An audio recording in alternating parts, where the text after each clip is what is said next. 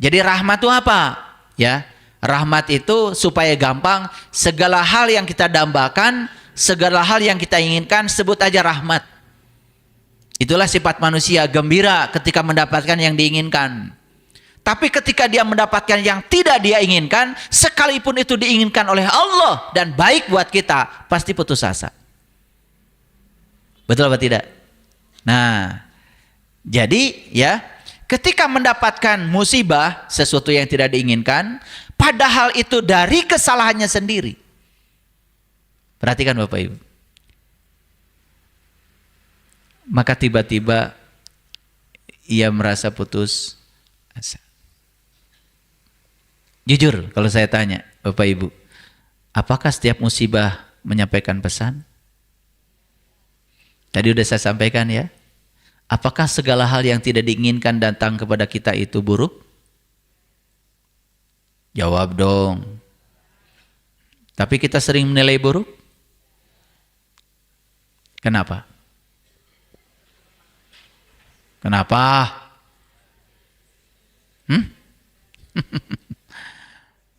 Tahu ya alasannya udah? Karena kamu nggak sabar. Suka gampang memvalidasi, gampang terjebak benar, salah, baik, buruk. Padahal benar salah dari mana tadi?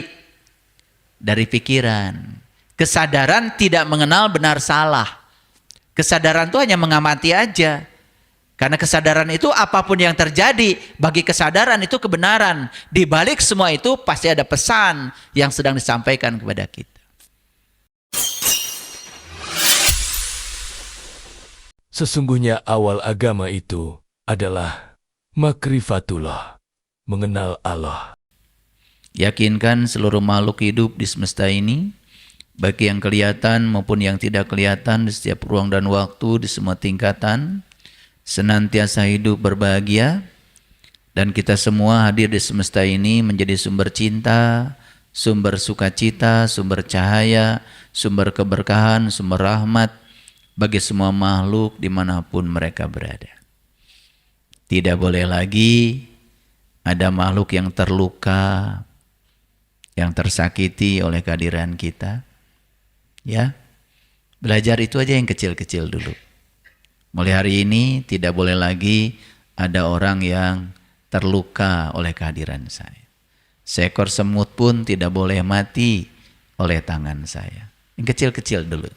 Ya, nanti akan mulai masuk pada area yang besar. Sehingga semua makhluk di semesta ini merasa nyaman dengan kehadiran kita, tidak takut.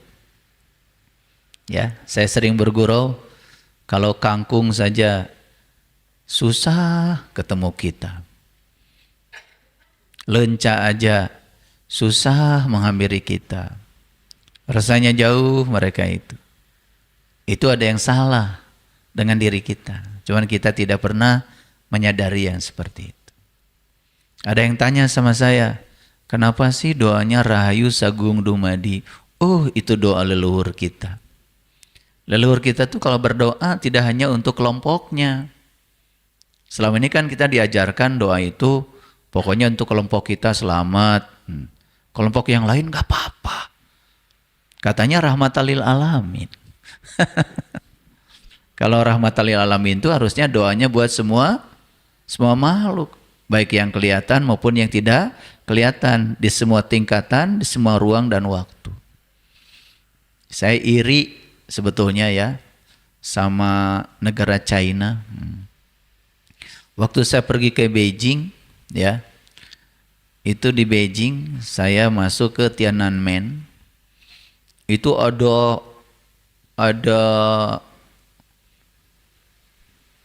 dinding besar, tulisan bahasa China. Saya tanya sama tour leader saya, tolong dong bantu saya, itu maksudnya apa? Ternyata itu doa bangsa Cina. Doanya adalah ya, semoga semua makhluk hidup berbahagia. Jadi saya di situ tertunduk malu. Karena kalau saya jadi khotib khutbah Jumat, pasti saya mendoakannya hanya untuk kelompok saya aja. Dan sepulang dari Beijing saya berubah pikiran saya. mulai sekarang saya tidak mau lagi berdoa hanya untuk kelompok saya. Saya ingin berdoa untuk semua makhluk. Ternyata di Nusantara sudah ada doa peninggalan leluhur kita. Ya, kalau di sana itu bahasa Cina, kalau di sini asli bahasa Nusantara, yaitu Rahayu Sagung Dumadi. Saya menangis tuh pulang ke Indonesia. Saya malu ya karena saya tidak menghormati leluhur saya sendiri. Banyak orang yang, wah itu doa apa itu? Rahayu Sagung Dumadi. Padahal orang tua kita itu ya sudah terkenal di seluruh dunia.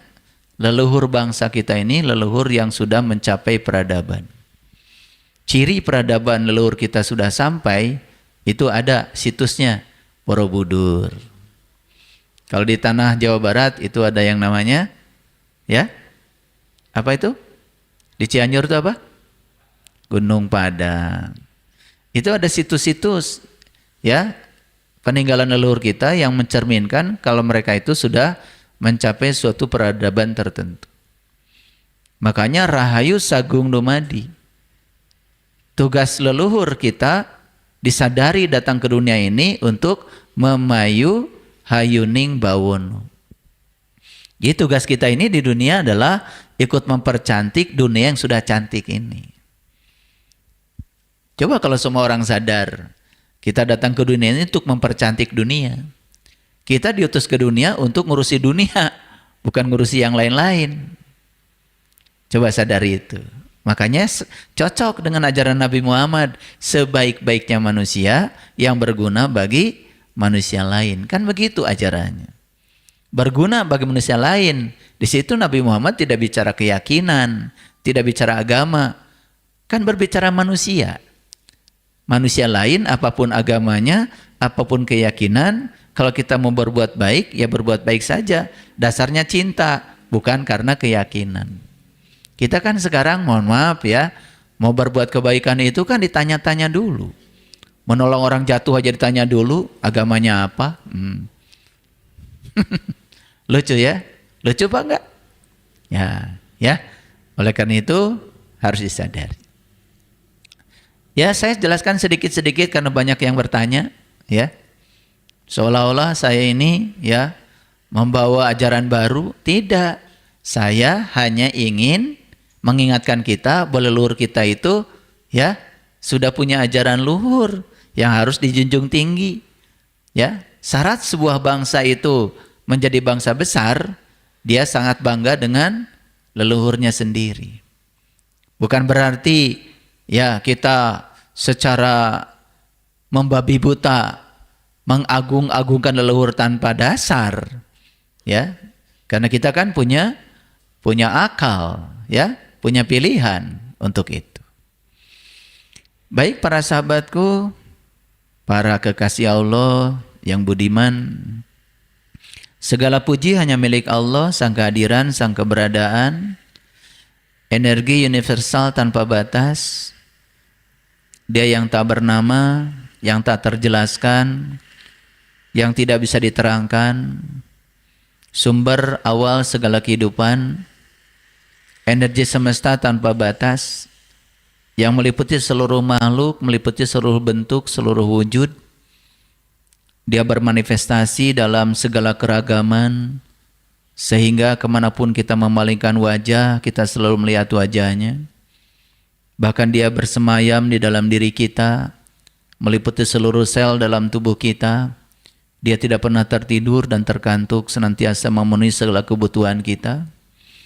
Dia hanya ingin disadari kehadirannya, ingin didengar suaranya, karena suaranya sangat lantang dari dalam. Dia senantiasa membimbing kita, mengingatkan kita, dan dia pula yang telah mengantarkan kita ke tempat yang penuh berkah ini. Mari kita puji dia, bersama-sama membaca hamdalah. Alhamdulillahirabbil alamin. Mari kita awali kajian kita hari ini bersama-sama menyediakan ruang kosong untuk mendapatkan curahan rahmatnya, ilmu yang datang langsung dari dirinya, miladun ka ilman. Dan ilmu ini yakin Kalau datang dari intuisi yang tertinggi, dari kesadaran murni, pasti akan mengantarkan kita untuk menemukan kebahagiaan, kedamaian, ketentraman. Mari kita sapa asmanya dengan kelembutan dan cinta seraya membaca basmalah. Bismillahirrahmanirrahim. Hari ini kajian kita ya, tetap tenang di tengah badai.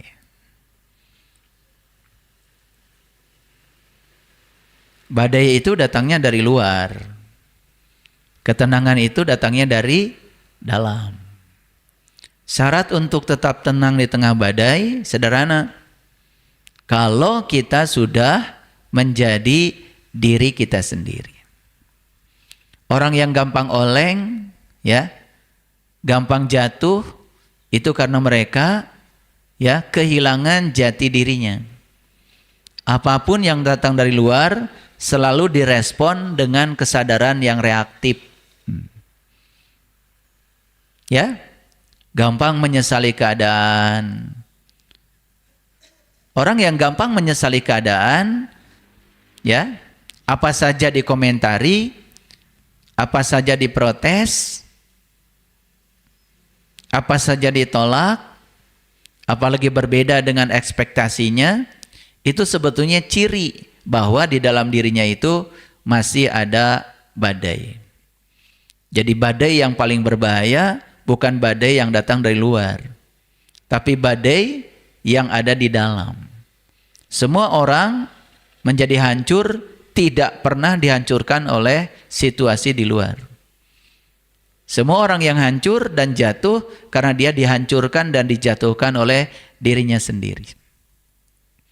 Saya sudah membuat di salah satu kajian di YouTube, masalah itu cuma 10%. 90% masalah adalah reaksi sikap kita terhadap masalah itu sendiri. Ya, anak pergi dari rumah, bawa mobil baru. Anak baru belajar. Ternyata ya, ketika mobil baru itu dipakai, pulang ke rumah mobilnya bonyok. Lalu anak dimarahi habis-habisan. Sampai masuk ke alam bawah sadarnya, sehingga anak ini menjadi traumatis. Besok-besok anak tidak mau lagi pakai mobil.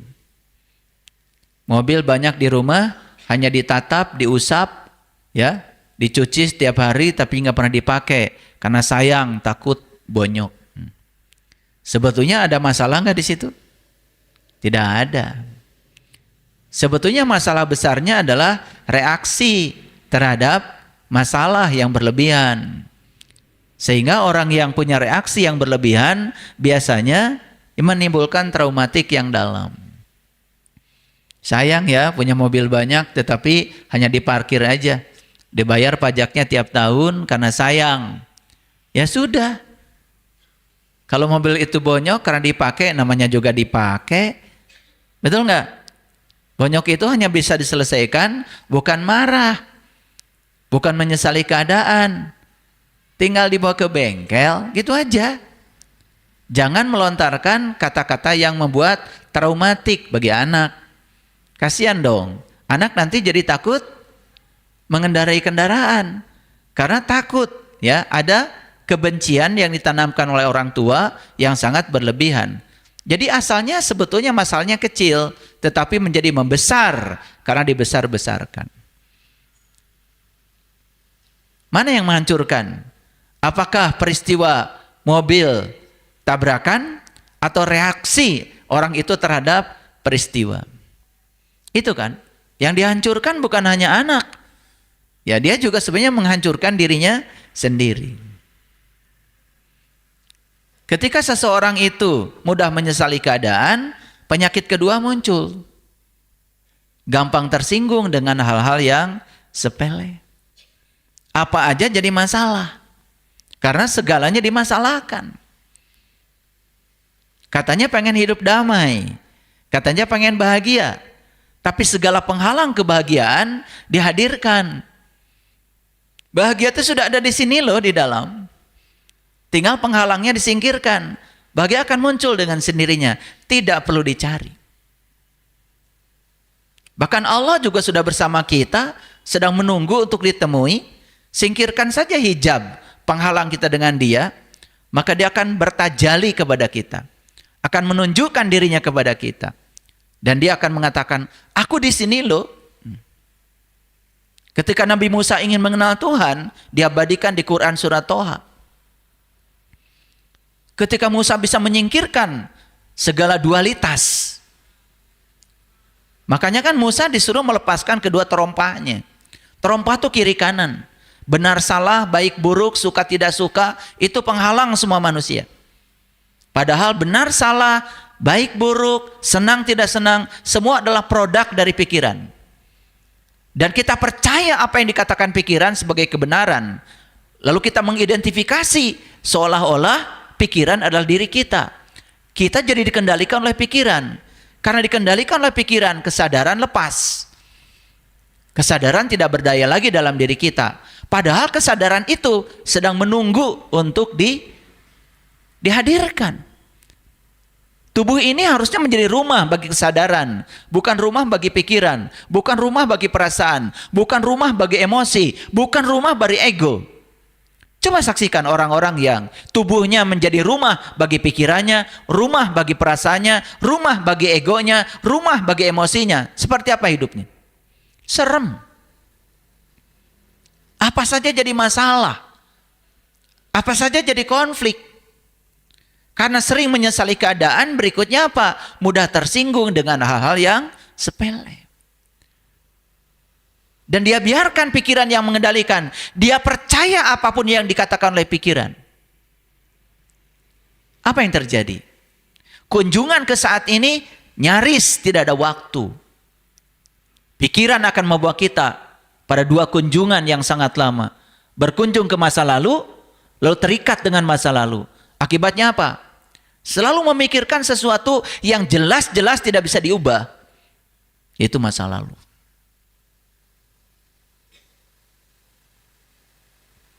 Lihat orang yang selalu terikat oleh masa lalu.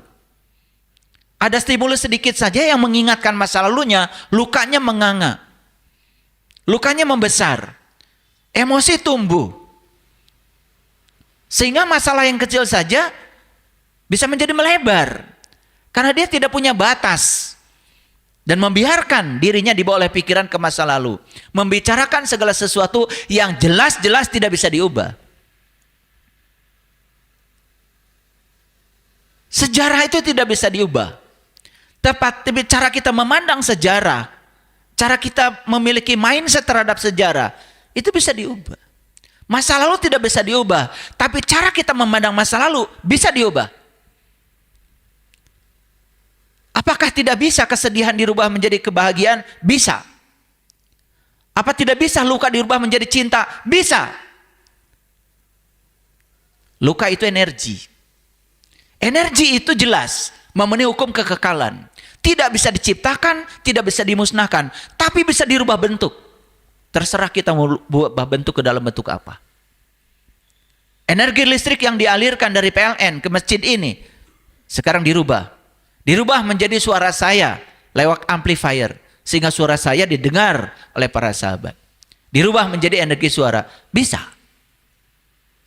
Supaya saya kelihatan lebih ganteng lagi, dirubah jadi cahaya. Bisa kan diubah? Bisa. Semua energi bisa diubah. Apakah luka bisa diubah menjadi cinta? Apakah kesedihan bisa diubah menjadi kebahagiaan? Bisa. Tapi selama ini kita tidak tahu caranya. Terlalu sibuk menjalankan sesuatu yang nyaris tidak disadari. Menjalankan ritual ini tanpa sedikit pun kesadaran. Sibuk tapi nggak sukses. Karena apapun yang kita lakukan dalam hidup tidak pernah disadari. Karena kita sudah kehilangan kesadaran sejak lama. Akibat berikutnya, pikiran terus membawa kita ke masa depan.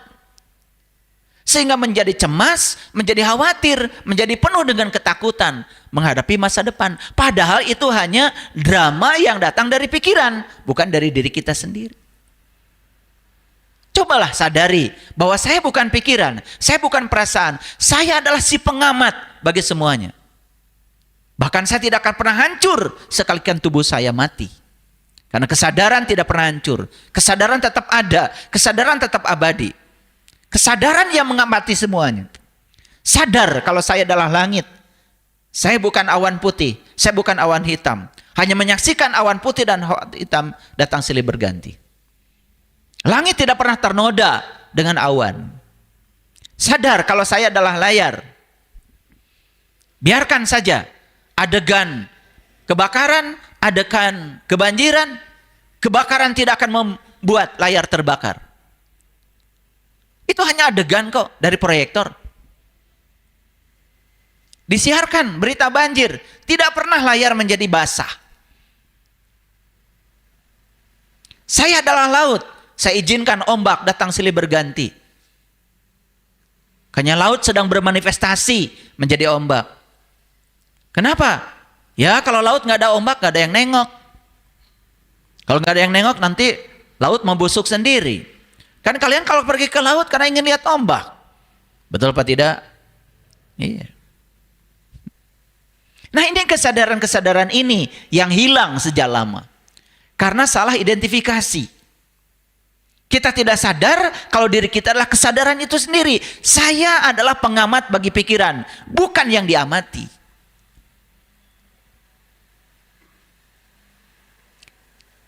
Akibat berikutnya apa?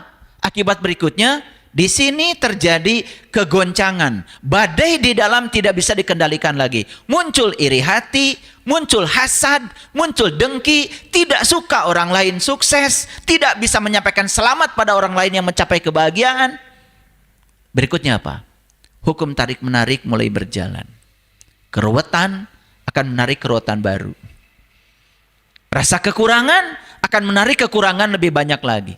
Akibatnya apa? Kita berkelindan di dalam penderitaan yang tidak berakhir, tidak ada ujung, hanya angan-angan saja. Ya, kali aja besok lusa saya bahagia. Maka orang yang selalu menunggu selamanya akan menunggu. Karena bahagia itu bukan besok. Putuskan aja sekarang. Di sini, saat ini, sekarang. Dengarkan, di YouTube saya membuat kajian, judulnya ya, Saklar Kebahagiaan. Saya ingin berbagi. Dan saklarnya harus ada di dalam. Biar kita yang bisa menghidupkan saklar itu. Bapak Ibu ya, ruangan ini ya ada lampu. Kalau saklarnya disembunyikan, mau menyalakan lampu aja susah. Nah, Bapak Ibu juga punya saklar kebahagiaan. Cuman sayang saklarnya dititipkan pada orang. Dan dibawa-bawa sebuah orang lain. Saklarnya tahu di pasangan hidup. Mau nyalakan kebahagiaan aja harus ada kondisi. Pasangan hidup harus seperti yang kita mau. Dan mencoba mengendalikannya sekuat tenaga.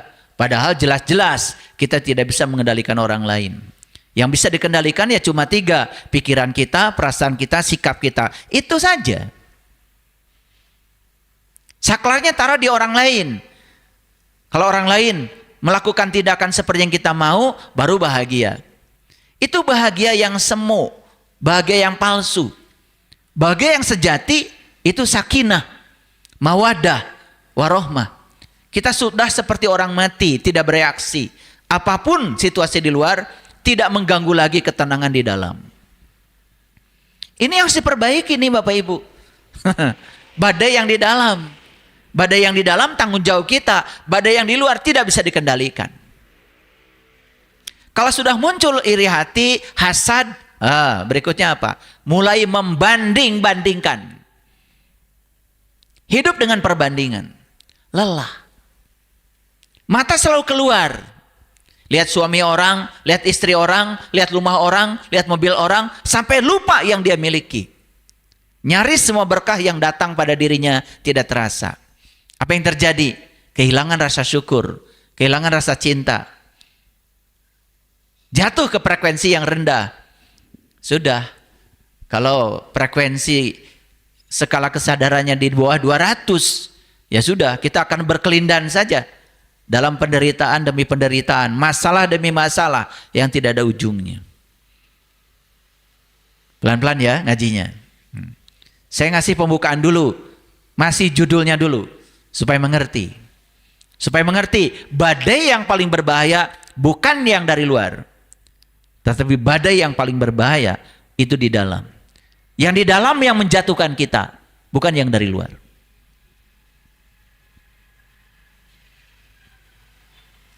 Makanya Allah mengajarkan kepada kita di Quran surah Al-Falaq. Kita diajarkan oleh Allah. Kul, katakanlah, a'udzu birabbil falaq. Kamu minta perlindungan kepada Allah dari apa? A'udzu birabbil falaq. Dari cuaca subuh. Subuh yang mana yang harus kita lindungi? Bukan subuh yang itu. Bukan subuh yang jam 5 pagi. Bukan subuh jam 4 pagi. Gak perlu kalian lindungi. Tapi yang perlu kalian lindungi adalah subuh kesadaran. Saat kalian sadar, jangan sampai gak sadar lagi. Ketika sedang ngaji dengan saya sadar. Lewat sedikit aja udah pakai sendal gak sadar. Subuh itu yang harus dipelihara. Sadar kalau kita nggak tahu apa-apa, belajar. Kalau belajar jangan hangat-hangat tai ayam. Harus tuntas. Sadar kalau penghancur diri saya adalah diri saya. Yuk bangun. Supaya program-program di dalam diri kita yang menghancurkan diri kita hapus. Ganti dengan program yang baru. Sadar bahwa semua konflik yang terjadi di luar karena saya berkonflik dengan diri saya. Bereskan. Itu subuh itu yang harus dijaga. Maka minta perlindungan kepada Allah. A'udzu birabbil falaq. Aku berlindung kepadamu ya Allah dari subuh kesadaran ini. Ya Allah, jangan sampai kau matikan lagi kesadaran yang sudah muncul dalam diriku ini. Kenapa minta perlindungan kepada Allah? Dan bagaimana cara minta perlindungan kepada Allah? Cukup membaca A'udzu birabbil falaq? Gak cukup. Makanya di Quran dikasih pedomannya. Walillahil asmaul husna fad'uhu biha. Allah pemilik nama-nama yang baik, maka undang dia ya dengan asmaul husna. Gimana cara mengundang Allah dengan asmaul husna? Dibaca, baca lagi, baca lagi. Munculkan sifat-sifat dia. Ar-Rahman, Ar-Rahim, Al-Malik, Al-Qudus, As-Salam, Al-Mu'min, Al-Muhaimin, Al-Aziz, Al-Jabbar. Munculkan sifat itu. Kenapa? Loh, bukannya Allah sudah meniupkan bagian dari dirinya ke dalam diri kita yang namanya ruhku. Kalau laut itu adalah air, ombak juga air, berarti laut dengan ombak sama apa tidak? Kan sama-sama air. Kalau sama-sama air sifatnya sama. Allah yang meliputi semesta raya sudah memberikan bagian dari dirinya. Fa iza sawaituhu wa nafakhtu fihi min ruhi faqa'u lahu sajidin. Aku sudah tiupkan bagian diriku kepada kamu, menemanimu setiap saat. Esensinya yang meniupkan dengan yang ditiupkan sama. Tetapi yang ditiupkan ini kehilangan kesadaran. Karena tidak pernah berkomunikasi dengan asalnya, dengan kesadaran murninya. Hilang semua sifat-sifat itu. Asalnya pengasih jadi pilih kasih. Asalnya penyayang jadi berbilang. Kalau mau berbuat selalu saja bermuatan. Hitungan luar biasa. Hati-hati ya. Jangan pernah melakukan kebaikan menyakiti pihak lain. Ngasih uang jajan sama anak gede. Padahal anak kita sedang bersama temannya. Temannya dikasih aja recehan karena bukan anak. Itu namanya berbuat kebaikan yang tidak bijaksana. Kalau mau kecil, kecil dua-duanya. Kalau mau besar, besar dua-duanya. Baru benar itu. Gitu nggak Bapak Ibu? Saya yakin kalian gak begitu. Udah yakin dari wajah-wajahnya kayak gini modelnya. Mau berkelimpahan bagaimana hidup kayak gitu. A'udzu birabbil falak. Ketika sudah sadar nih pulang dari masjid, pelihara kesadarannya. Teruskan ngajinya. Minta perlindungan pada Allah, minta kekuatan. Aku ingin kembali kepadamu ya Allah. Ingin kembali kepada kesadaran awal. Ingin kembali kepada jati diriku yang sesungguhnya. Agar aku bisa mewarisi sifat-sifatmu ya Allah. Bisa? Bisa. Kalau mau. Asmaul Husna, nadom lagi.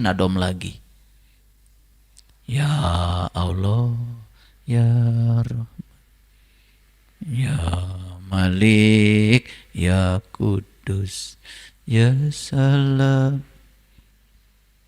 Salah lagi lagunya.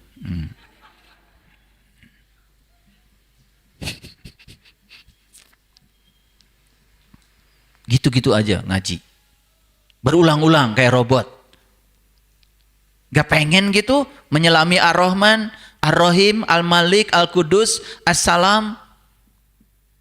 Coba saya mau nanya Bapak Ibu. Kalau Bapak Ibu bohong, nyaman atau gelisah? Apa pesannya?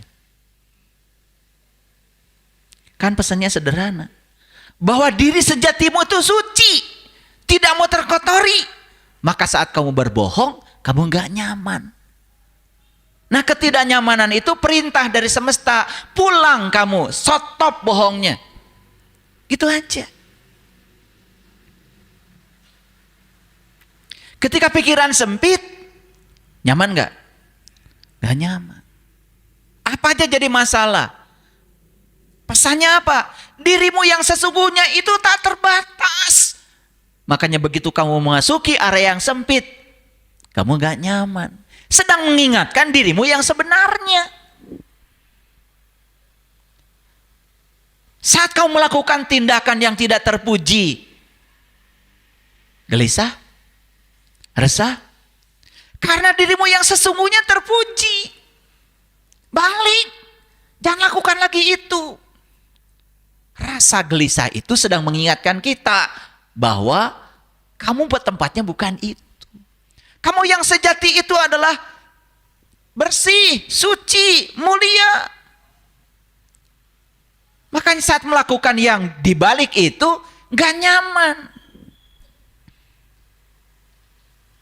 Coba Bapak Ibu, ketika marah-marah, gak sabar, enak gak? Atau ada yang enak kan saking biasanya? Gak enak kan? Apa pesannya? Semesta sedang mengingatkan kepadamu, kamu tuh aslinya penyabar. Balik, pulang. Nah, pulang itu namanya tobat. Bahasa Arab dari kata tabayatubu taubatan. Tobat itu artinya pulang. Kita sudah salah mengartikan tobat. Tobat itu pulang. Pulang kemana? Pulang ke kamu. Ke jati dirimu yang sesungguhnya. Begitu pulang, damai lagi. Karena aslinya kita ya begitu. Pulang itu bukan mati, bukan nanti. Pulang itu sekarang. Ketika kita keluar dari jalurnya, balik. Keluar jalurnya, balik. Ada nggak alarm di sini? Ada kan yang mengingatkan. Ketika kamu berantem, nyaman nggak? Benar. Tapi suka berantem. Katanya gak nyaman tapi suka. Kalian tuh gimana sih? Udah kalau begitu, gak nyaman kan? Apa yang sedang dipesankan semesta padamu? Kamu yang sebenarnya itu pemaaf. Sudah, maafkan saja. Walaupun kamu yang benar, maafkan saja. Mengalah itu bukan kelemahan. Mengalah itu kekuatan. Banyak gak Bapak Ibu kejadian sehari-hari yang terjadi dalam kehidupan kita, tapi kita tidak tahu pesannya apa? Banyak gak? Kamarana waya. Sibuk ya? Sibuk apa? Gak tahu. Saya juga bingung mikirin kalian tuh. Belajar matematika gak ngerti. Belajar fisika gak nyampe. Belajar sains apalagi. Belajar agama gak tuntas. Belajar Quran asal sudah bisa idgham biguna, stop. Rasanya udah masuk surga aja. Jadi nyangkut di situ. Gak ada gitu rasa ingin tahu. Apa sih mutiara yang tersembunyi dalam Quran surat Al-Falaq? Kenapa saya harus berlindung kepada subuh? Apa subuh itu? Pernah nanya gak Bapak Ibu? Lara marane. Boro-boro nanya. Makanya. Kata Allah berlindung lagi yang kedua dari apa? Min syarri ma khalaq. Minta perlindungan kepada Allah dari apa? Dari kejahatan makhluknya. Apa sih jahat itu? Apa kejahatan itu? Pembunuhan? Pembunuhan? Bukan. Polisi nembak penjahat karena mau melarikan diri. Mati, terbunuh. Jahat? Bingung kalian. Kan beliau sedang menunaikan tugas, tidak dihukum karena tindakannya tepat. Tapi kalian nangkap pencuri, gebukin sama orang sekampung, mati, sama mati. Saya mau nanya, kejahatan bukan itu? Kejahatan, karena kamu melakukan tindakan yang tidak tepat. Jadi kejahatan itu apa? Kejahatan itu sebetulnya tindakan yang tidak tepat.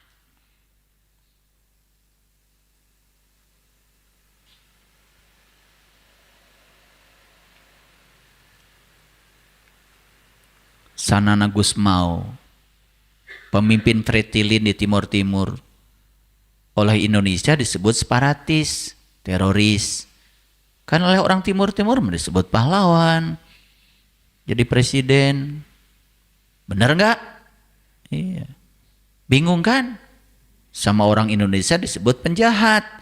Sama orang tim-tim disebut pahlawan. Bingung nggak? Ngaji makanya supaya nggak bingung. Kalian mah apa aja jahat, kejahatan. Kejahatan tuh tindakan yang tidak tepat. Kamu sebagai istri dikasih uang sama suami. Begitu dikasih uang, pirahku ngan sakieu. Suami udah capek, bekerja, semua sudah dipersembahkan buat istri. Lah hasilnya segitu. Saya mau nanya Bapak Ibu, tepat apa tidak? Tuh, tengah jarawab daru masa maraneh mah hari ngaji keur batur pinter nyalahkeun batur, keur sorangan mah caricing. Tepat tidak? Jawab atuh. Tidak. Nah, kalau tindakan tidak tepat berarti jahat apa tidak? Jahat.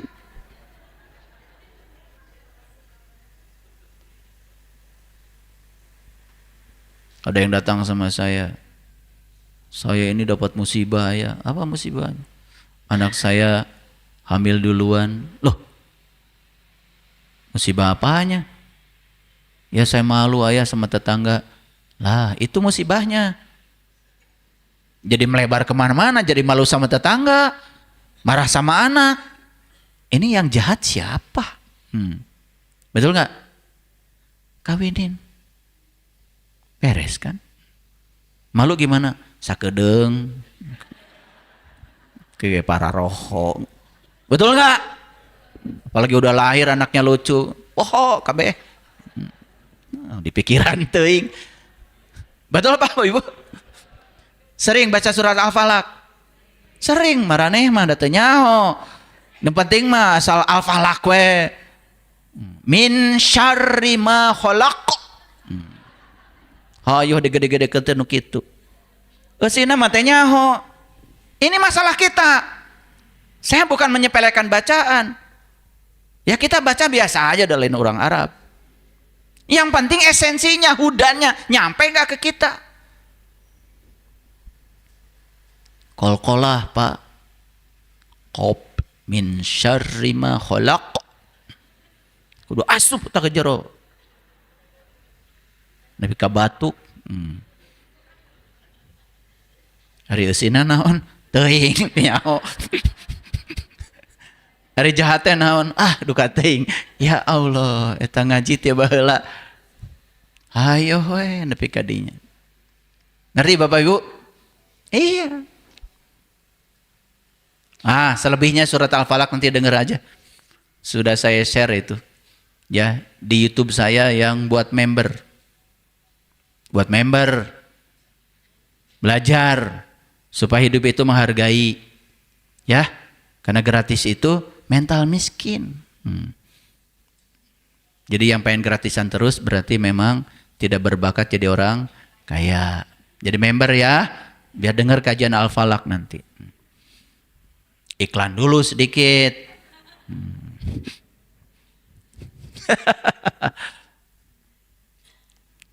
Bisa dilanjutkan? Jadi udah mulai masuk nih, bisa dimengerti nih. Jadi badai itu di mana? Di luar, di dalam? Di dalam. Sekarang saya mau nanya, ada badai nggak di dalam? Gimana meriksanya? Tadi sudah dikasih caranya, ya. Gampang menyesali keadaan, badai. Gampang tersinggung dengan hal-hal yang sepele, badai. Gampang nyolot.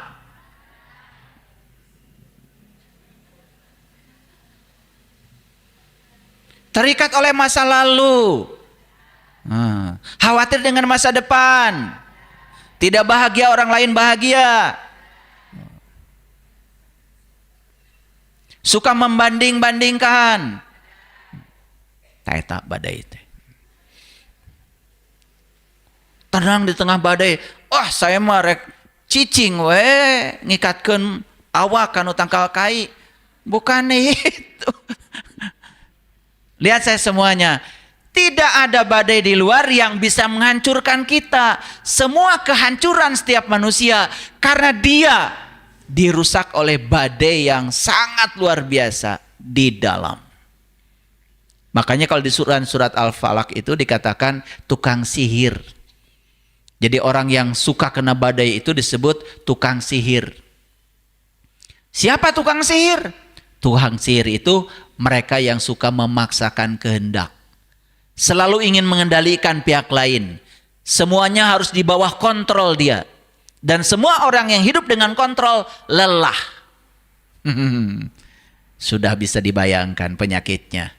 Cancer, tumor. Makanya kalau ada yang datang ke rumah, naon ieu teh? Cancer ya. Udah dari berita itu aja sudah tahu. Mau ngeleh maneh mah. Kok tahu ayah? Ya tahu. Cancer itu sebetulnya dari ketakutan. Takut orang lain di luar kendali dia. Maka dia paksa setiap situasi harus seperti yang dia mau. Coba, kata-kata yang terucap juga selalu, seharusnya bukan begini. Tuh. Tidak pernah bisa menerima kenyataan apa adanya. Seolah-olah semua yang terjadi tidak sempurna. Karena dia pikir sempurna itu ada. Sempurna tidak ada. Sempurna itu hanya ada di otak. Itu adalah ilusi pikiran. Semua yang terjadi itu sempurna. Bahkan sempurna yang sebenarnya adalah menerima ketidaksempurnaan apa adanya. Itu yang sempurna. Saya tahu di sini. Yang suka menyesali keadaan. Harusnya bukan begitu. Tuh. Masih terikat oleh ekspektasi. Maka di Quran surat Al-Falaq, tukang sihir itu selalu meniup ikatan. Meniup ikatan artinya mengikatkan diri pada apa saja yang dia mau. Makanya sulit menerima kenyataan hidup. Badai bukan?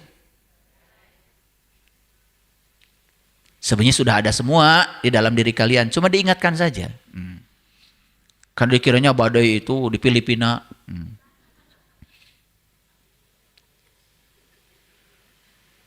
Di Texas. Jauh-jauh teuing. Betul nggak, Bapak Ibu? Badai yang di luar tidak berbahaya. Ada yang menghina saya, menghujat saya, karena saya menyampaikan sesuatu yang berbeda. Saya tidak anggap badai itu. Terima kasih, semua sudah jadi guru-guru saya. Membuat saya jadi lebih waspada, banyak belajar. Karena apa? Yang akan menghancurkan saya bukan mereka yang menghujat saya. Kalau hujatan itu masuk di pikiran saya, dan kemudian itu yang akan menghancurkan saya. Betul nggak Bapak Ibu? Jujur ya. Jadi siapa yang punya potensi menghancurkan diri kita? Siapa? Diri kita. Kamu kali bawa-bawa saya. Diri siapa? Nah gitu, jujur atau sekali-kali ngaji teh. Kita lagi yang babarengan wae. Ya. Diri saya gitu harus berani.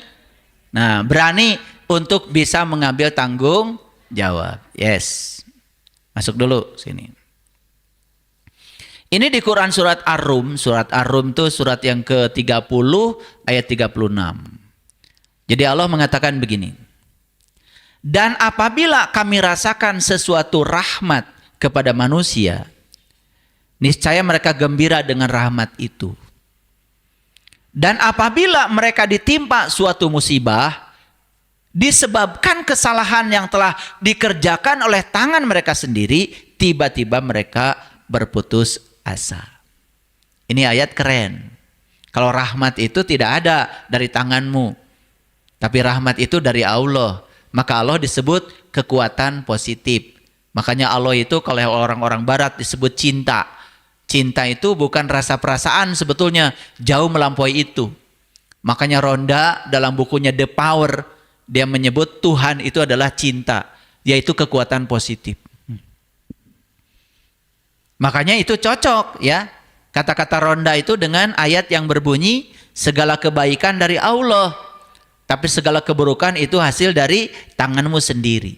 Jadi artinya kalau kita bersama Allah, hidup berkesadaran, selalu gabung dengan kesadaran murni, yaitu kesadaran ilahi, insya Allah ya tidak ada apa-apa dalam hidup. Menjadi banyak apa-apa karena kita ya kesadarannya berbeda dengan kesadaran ilahi.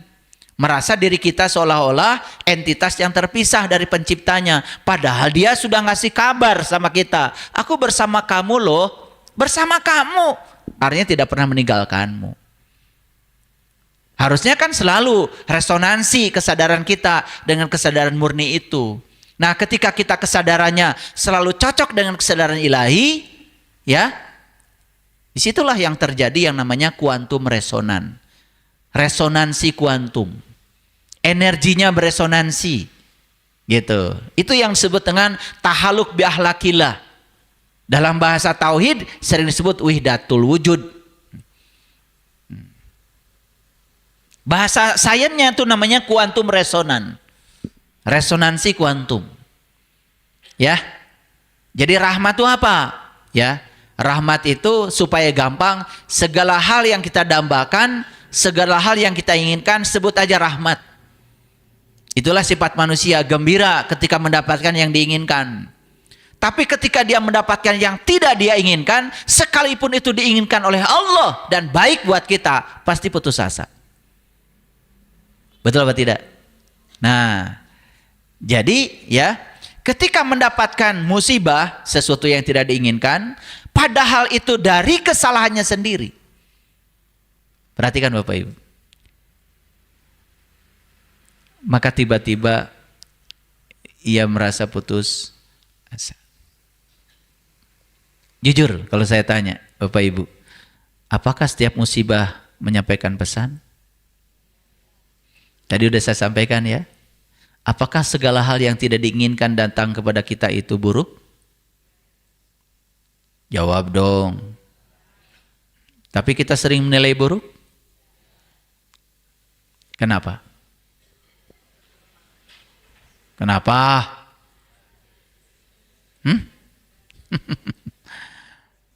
Tahu ya alasannya udah? Karena kamu nggak sabar. Suka gampang memvalidasi, gampang terjebak benar, salah, baik, buruk. Padahal benar salah dari mana tadi? Dari pikiran. Kesadaran tidak mengenal benar salah. Kesadaran itu hanya mengamati aja. Karena kesadaran itu apapun yang terjadi, bagi kesadaran itu kebenaran. Di balik semua itu pasti ada pesan yang sedang disampaikan kepada kita. Nah, saya kasih 4 trik aja supaya gampang. Bagaimana caranya supaya kita bisa tetap tenang di tengah badai? Trik yang pertama, lepaskan keinginan untuk mengendalikan semua yang tidak bisa dikendalikan. Dan fokus saja kepada segala hal yang bisa dikendalikan.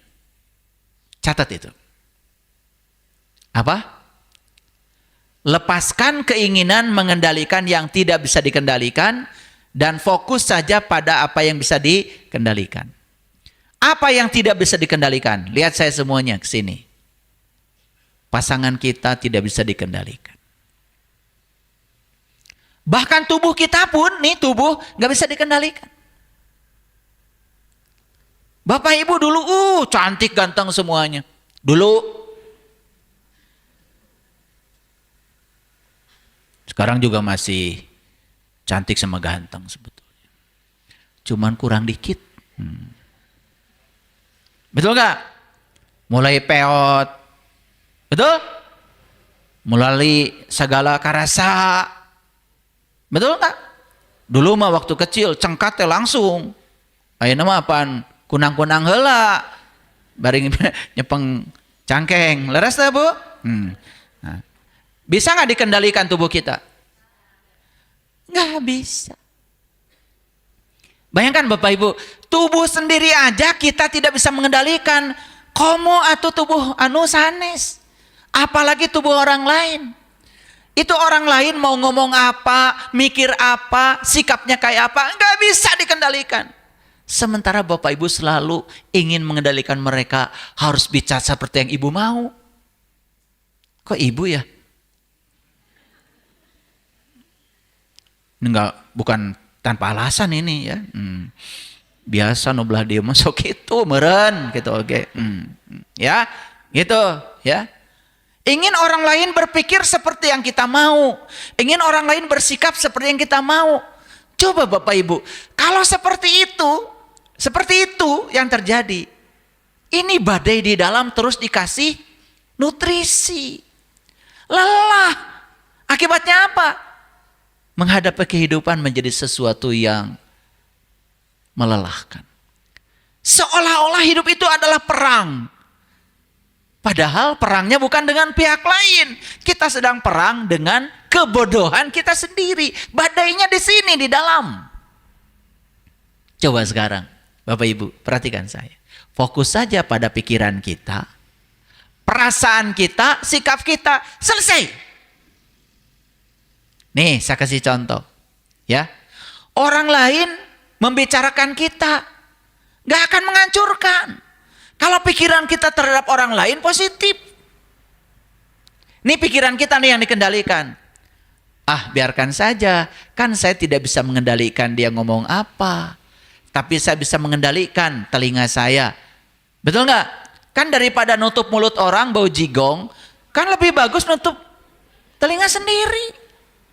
Udah gitu mulutnya dibawa-bawa lagi sama dia. Masa kita mau nutup mulut dia? Belum gosok gigi lagi. Mulutnya juga dibawa sama dia. Ngapain kita ngejar-ngejar mulut orang? Tapi telinga ini kan ada di sini, bisa dikendalikan. Betul nggak? Badai didangu atau didangu kan kemauran. Ini saya ingin menunjukkan bahwa badai itu nggak ada yang di luar, nggak ada Bapak Ibu. Badai itu di dalam. Kalau pikiran kita terhadap orang itu fine-fine saja. Apalagi kita punya pertahanan. saya tidak akan pernah jatuh oleh orang. Kecuali saya tidak mengizinkannya. Fine aja. Saya tidak pernah jatuh oleh pasangan, apapun yang dia lakukan, urusan dia dengan dirinya. Fine-fine saja. Coba gitu. Udah bisa begitu belum? Belum, saya juga udah tahu. Cuman pura-pura aja nanya, pura-pura. Biar kelihatan dialog. Wajah-wajahnya udah kelihatan sini. Serem-serem kayak gini udah pasti. Ya, perhatikan, perasaan kita, tanggung jawab siapa? Tanggung jawab kita. Mau sakit hati, nggak sakit hati, mau sedih, mau tidak sedih, itu urusan kita. Tapi apa yang terjadi Bapak Ibu? Perasaan kita dilarutkan kepada situasi di luar diri kita. Seolah-olah kita adalah korban, padahal kita pelakunya. Perasaan gak enak itu bukan dari luar Bapak Ibu, dari diri sendiri. Rek sedih, rek ente kumah urang. Betul gak? Betul apa tidak? Sikap kita mau seperti apa pada orang, tergantung kita. Orang lain buruk terus sama kita, kita mengambil sikap yang positif, saya akan tetap baik sama dia. Apa yang terjadi? Malah suatu saat dia akan berubah dengan sikap kita. Keren gak Bapak Ibu kalau begitu? Bakal hancur gak kita? Saya jamin. Dijamin oleh saya. Saya sudah praktekkan dalam hidup saya. Orang lain mau kayak apa sikapnya sama kita, biarkan aja. Saya bilang ke tim IT, semua yang menghujat saya, kasih cinta aja, love.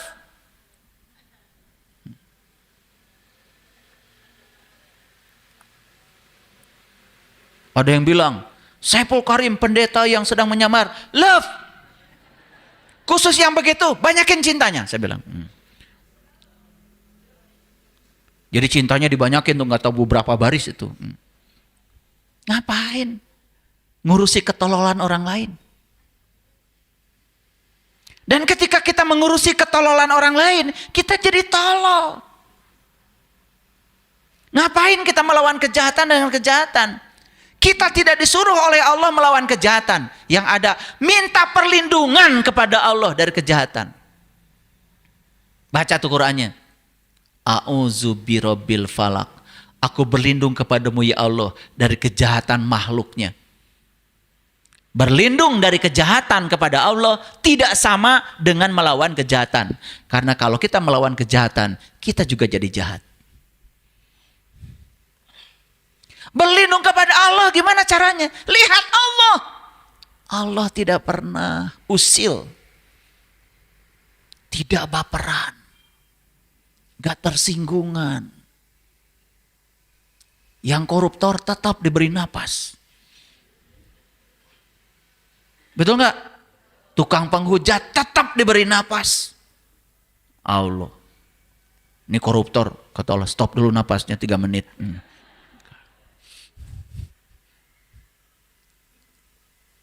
Allah itu luar biasa. Tidak ternoda. Maha pengasih, maha penyayang, maha suci. Tak ternoda. Seburuk apapun kamu perilakunya, aku tetap maha suci dan berada dalam dirimu. Engkau bagai air yang jernih di dalam bekas yang berdebu. Allah itu diumpamakan air yang jernih walaupun wadahnya berdebu. Zahirnya kotoran itu terlihat, kesucian terlindung jua. Tetap dia maha suci. Kamu mau kotor kayak apapun, tidak akan menodaiku, kata Allah. Aku tidak benci sama kamu. Aku tidak akan pernah menghukumi kamu. Kamu tidak pernah dikutuk oleh aku, kata Allah. Tapi kamu dikutuk oleh kegelapan batinmu sendiri. Cinta bukan hanya di mata. Cinta lahir di dalam jiwa. Tetap aja Allah mencintaimu. apapun kelakuan, sejauh apapun kamu, dia tetap mendekapmu, tidak pernah tidur, tidak pernah ngantuk, selalu memanggilmu. Aku rindu kepadamu, pulang anak-anak semestaku.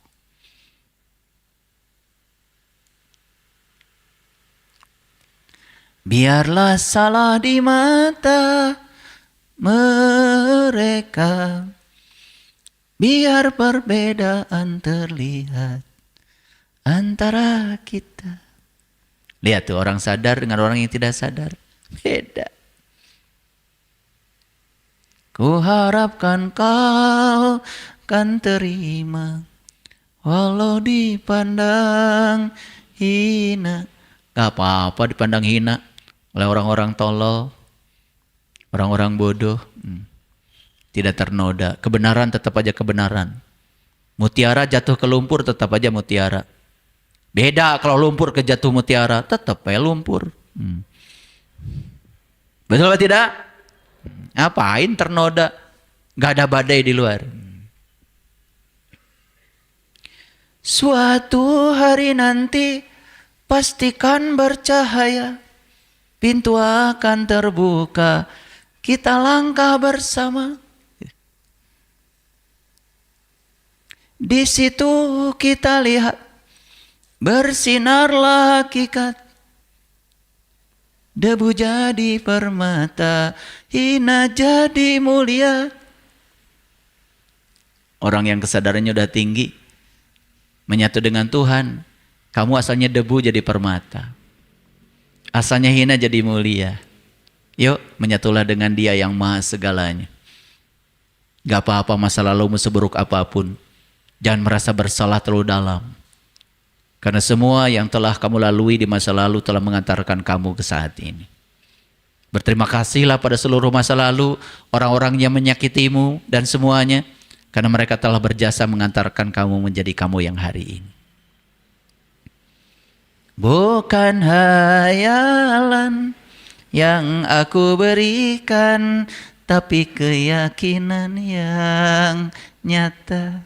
Nyata nggak yang saya omongkan?